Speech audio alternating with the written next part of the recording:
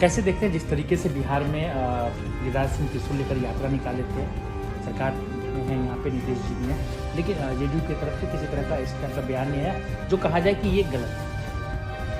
देखिए, गिरिराज सिंह किस विभाग के मंत्री हैं बिहार में कोई नहीं जानता। मैं समझता हूँ देश में भी कोई नहीं जानता होगा। जानकारी के लिए बता दूं, वो इस देश के कपड़ा मंत्री हैं।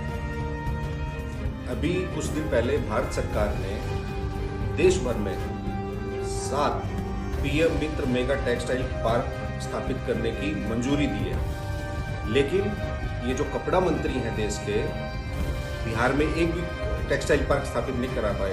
लेकिन जब हमारी सरकार थी महागठबंधन की, तेजस्वी जी जिसमें डिप्टी सीएम थे, यहाँ से बिहार सरकार का प्रस्ताव केंद्र सरकार को गया हुआ है कि चंपारण के चनपटिया में हमारे पास इतनी भूमि उपलब्ध है और यहाँ टेक्सटाइल पार्क स्थापित किया जाए। वहाँ छोटे छोटे क्लस्टर स्थापित होना शुरू हुए हैं, लेकिन कोई नहीं जानता कि ये कपड़ा मंत्री है। पूरा बिहार इनको जानता है कि ये लफड़ा मंत्री है।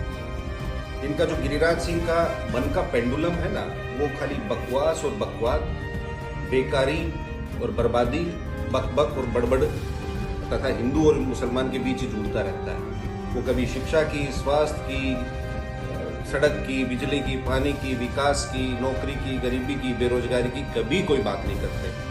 क्यों? क्योंकि उनके पास मुद्दा ही नहीं है। उनको लफड़ा के लिए तो रखा ही हुआ है बीजेपी ने और प्रधानमंत्री जी ने।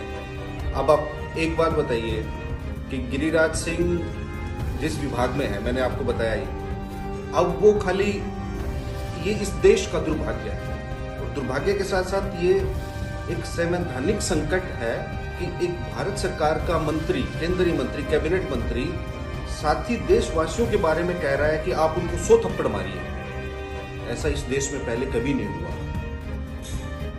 हम गिरिराज सिंह से पूछना चाहते हैं, क्या आपकी हिम्मत है? केरल के राज्यपाल हैं आरिफ मोहम्मद खान, आंध्र प्रदेश के राज्यपाल हैं जनाब अब्दुल नजीर साहब, उनको आप 100 थप्पड़ मार दीजिएगा? वो भी मुसलमान हैं।